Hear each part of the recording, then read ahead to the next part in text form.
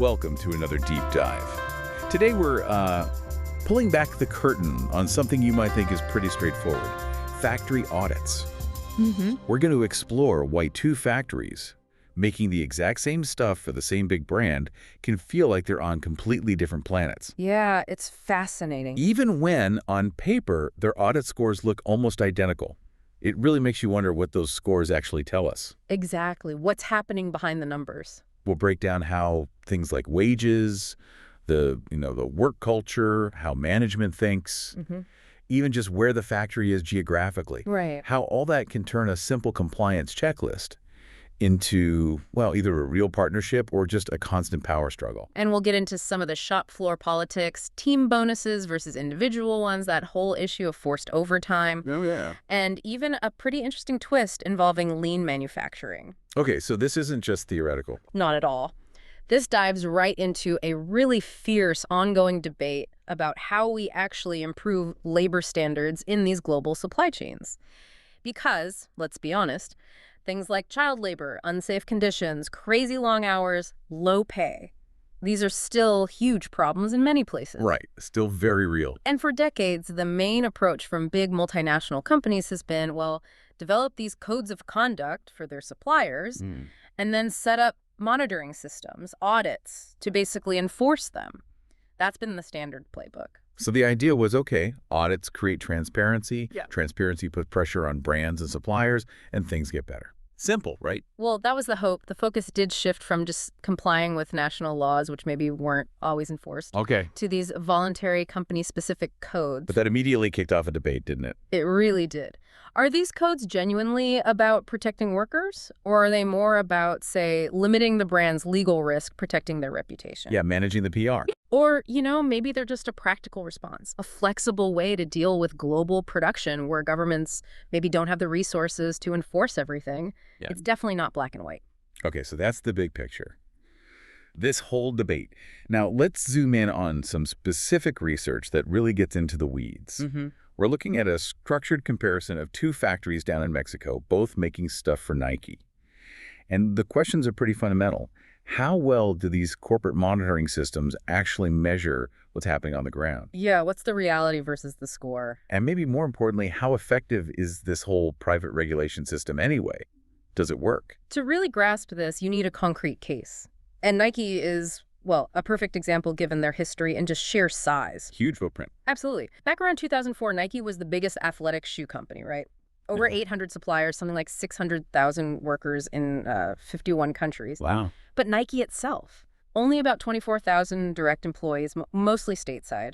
And people probably remember Nike faced a lot of heat back in the 90s, right? Yeah. About low wages, poor condition. Oh, definitely. Widespread criticism. And that really pushed them. They formulated their first code of conduct for suppliers back in 1992 because of that pressure. So they reacted. They did. They built up a pretty extensive monitoring system. They had like 90 compliance staff in 21 countries, trained over 1,000 production managers on the code. Okay. They use different kinds of audits. There's a basic one for environment, safety, health, ESH.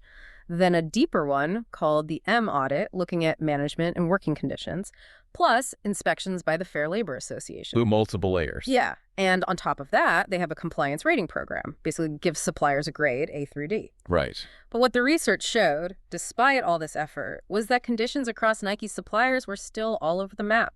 Some were great, others had ongoing issues, low pay, harassment. Okay, so you might think, all right, some factories are just run better. Yeah. But here's where it gets really interesting, almost mind-boggling. We're focusing on two specific factories in Mexico, Plant A and Plant B.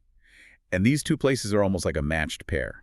They really are. It's quite remarkable. Both in Mexico, so same labor laws apply. Right. They deal with the same Nike regional office. In fact, the same Nike compliance specialists audited both of them. Okay, same auditors. Yep. Similar turnover rates, around 8 to 10% a year. Similar ways of promoting people based on skill, pretty informal. Both workforces unionized. So very comparable. And crucially, both make T-shirts for Nike and other brands too at high quality. Plant A's defect rate was like 1%, Plant B even lower, 0.6%. Wow, so good quality from both. Top quality. And here's the real kicker. They had almost identical scores on Nike's main monitoring tool, that M audit. Plant A got an 87 out of 100. Plant B got an 86. 87 and 86. That's basically the same score. Practically identical on that key metric. So how on earth could two places that look so similar on paper with virtually the same audit score end up being described as two different planets when you actually talk to the workers? It is a stark, stark contrast. Let's start digging into the differences. Geography, for one. Plant A is in central Mexico, part of a Mexican family-owned group, been around a long time. Okay. Plant B, it's way over in a western state, like 2,000 kilometers away, and it's part of a Taiwanese group. Yeah. So different ownership, different location context. Right, that makes sense. But the big stuff. Wages. That jumps out immediately. Workers at Plant A, on average, earned 21% more per week than workers at Plant B. We're talking $85.50 versus 68 seconds. 21%? That's significant. How? It came down to the bonus structure. At Plant A, workers got a fixed daily wage, plus some individual premiums, but also team productivity bonuses. Bonuses. Yes. If their group, their team, hit over 70% of the target, everyone in that team got a bonus, and most teams did. So collective success was rewarded. Okay, interesting.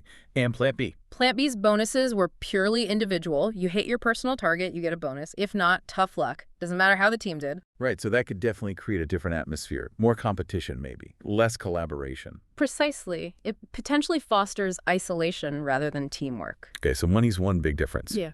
But you said it felt like different planets. What about just the day-to-day work, the experience on the shop floor? Yeah, qualitatively, it was night and day. Workers in Plant A reported being much more satisfied. They worked in teams, like we said.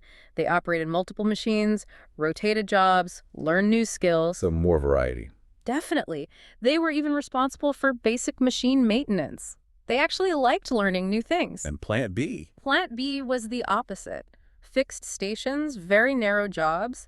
Workers did the same single operation all day, all year round. Wow. And they weren't motivated to learn new skills. Why bother? Their bonus was tied to being fast at that one thing they knew, so they stuck to it. Sounds monotonous. Very. A completely different feeling on the floor. What about having a voice? Could workers suggest things, or was it just do as you're told? Big difference there, too. In Plant A, workers actually participated in decisions about production targets, scheduling, even how operations were done. Really? Yeah, supervisors and workers collaborated more. Workers could suggest better ways to do things, make tasks easier or faster, and that had a really positive effect on the whole work climate. And Plant B, let me guess. Strictly top-down. Production orders came from management. Zero worker input. There's a famous quote from a worker there. We cannot change or suggest different ways. It is a chain, and we need to follow what they tell us. Oof, that sounds incredibly rigid. And the hours, long hours, are a common issue. How did that compare? It did compare, but differently. Both plants were subject to Nike's 60-hour max workweek rule, and Mexican law allows 48 regular hours plus 12 overtime. Okay. But how they handled overtime was key. In Plant A, overtime was voluntary. Workers actually applied for it if they wanted the extra money and hours. So they had a choice. They had a choice. In Plant B, forced overtime was standard practice. Supervisors decided who stayed late. No choice there. Nope. And workers reported frequently going over that 60-hour limit, which, interestingly, Nike's own M audits did pick up on in 2003 and 2004. The system saw it, but the practice continued. So even with those almost identical M audit scores, 87 and 86, you've got these huge gaps in pay, in worker empowerment, control over time, overall job satisfaction. It really slams home how misleading a single score can be. It absolutely does. How can compliance look so similar on paper but feel so different in reality? Which brings us back to that score. Why were they so similar if the realities were so different? That's the million-dollar question, right? And the answer seems to be in what the M audit measures and how it measures it. Okay. Like a lot of factory audits, it seems to put a heavy emphasis on documentary evidence, paper trails, company records. Right, things you can check off a list. Exactly. And the system allows factories with very different kinds of problems to end up with similar overall scores. How so? Give me an example. Okay, so Plant A, the one with higher pay and more worker satisfaction, they actually had some documentation issues. Things like not having formal non-discrimination or harassment policies perfectly documented. Ah, okay. Paperwork gaps? Right. Plant B, meanwhile, the one with lower pay and forced overtime, they aced the record-keeping sections. Perfect documentation.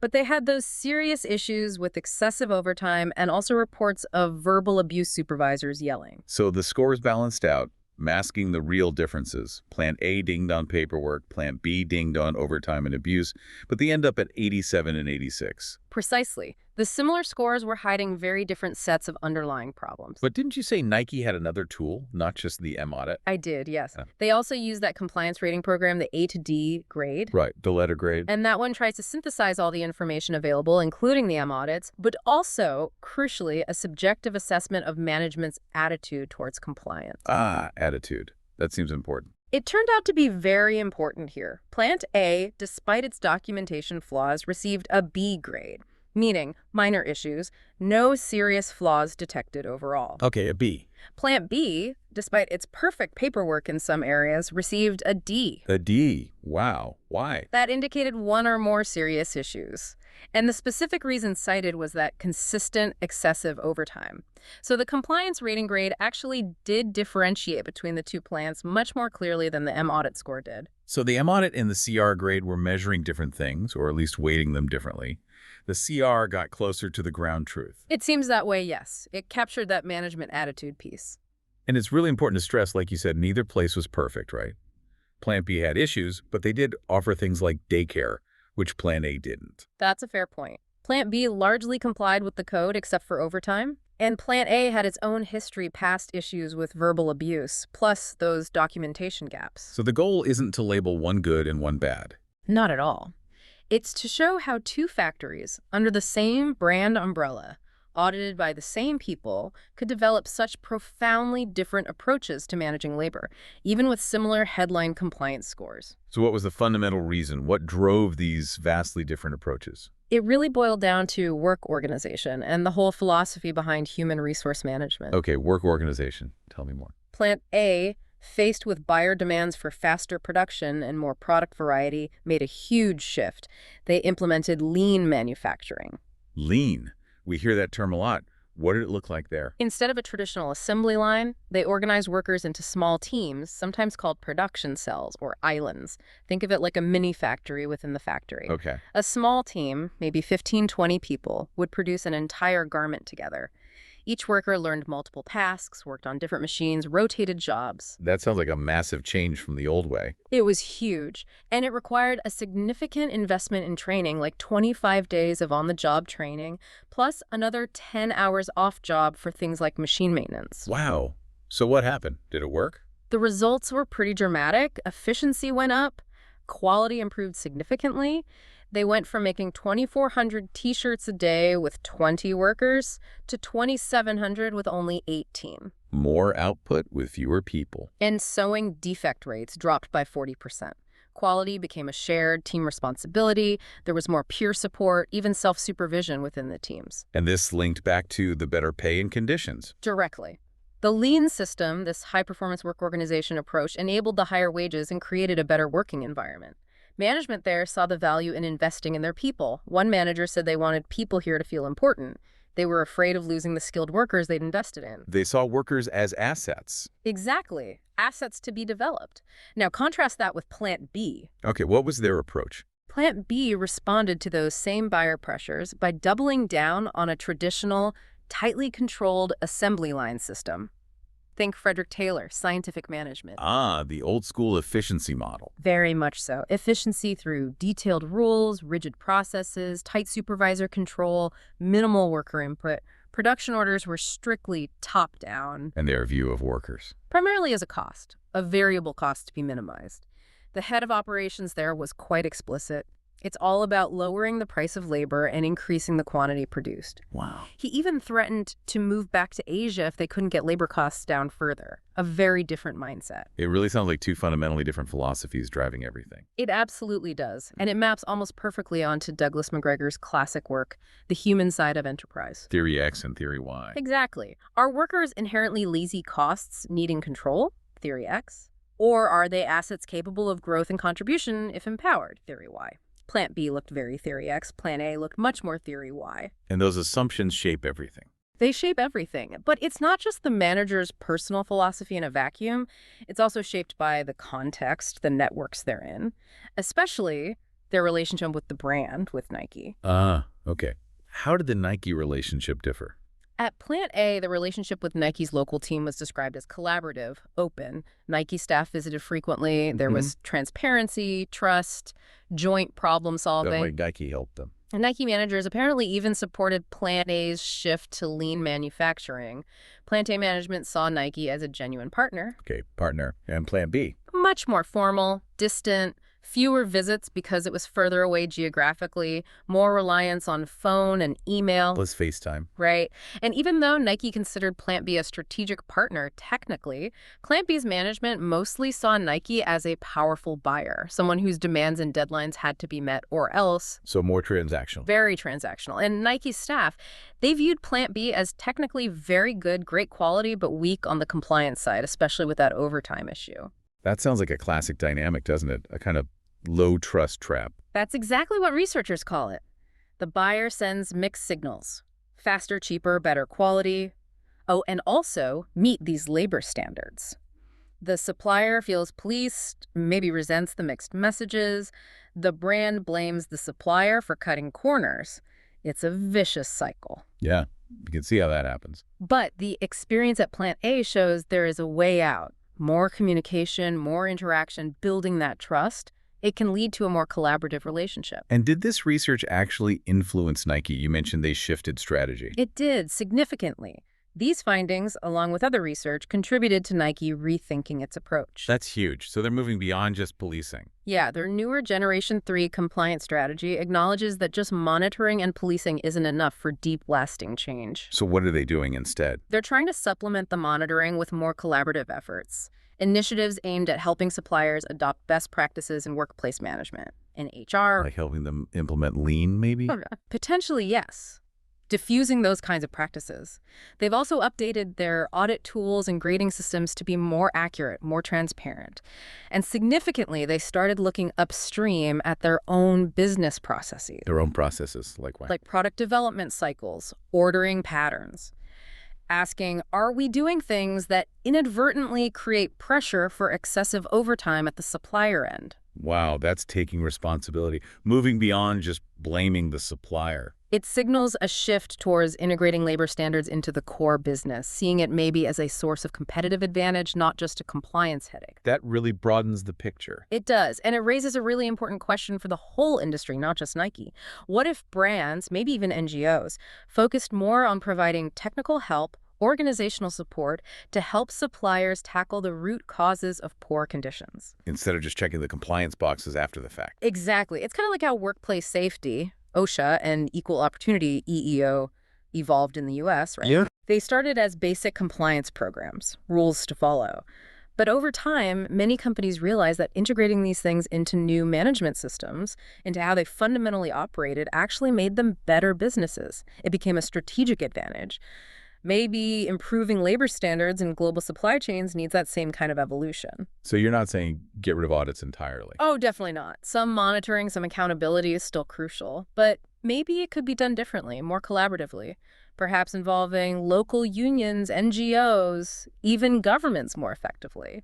Combining that external pressure with real support, real technical assistance. Exactly. A more systematic approach focused on building capacity for improvement, not just catching violations. Okay, so pulling this all together, this deep dive into just two factories really shows that the audit score, that number, it's just the tip of the iceberg. It really is. True improvement, lasting change in working conditions, it goes so much deeper than ticking boxes. It's about the management philosophy underneath it all. The culture on the floor, the relationship between the buyer and the supplier. Are workers seen as costs or assets? That fundamental perspective seems key. And moving beyond just codes and monitoring to actually tackle those root causes, the work organization, the management systems, that seems absolutely essential if we want real systemic change. Couldn't agree more. So maybe the final thought for you listening, the next time you see a compliant label or hear about a brand's audit program, just pause for a second. Yeah. What else might be going on behind that score? What kind of relationship really exists in that supply chain? And what does that ultimately mean for the people making the products we use every day? Something to definitely keep digging into.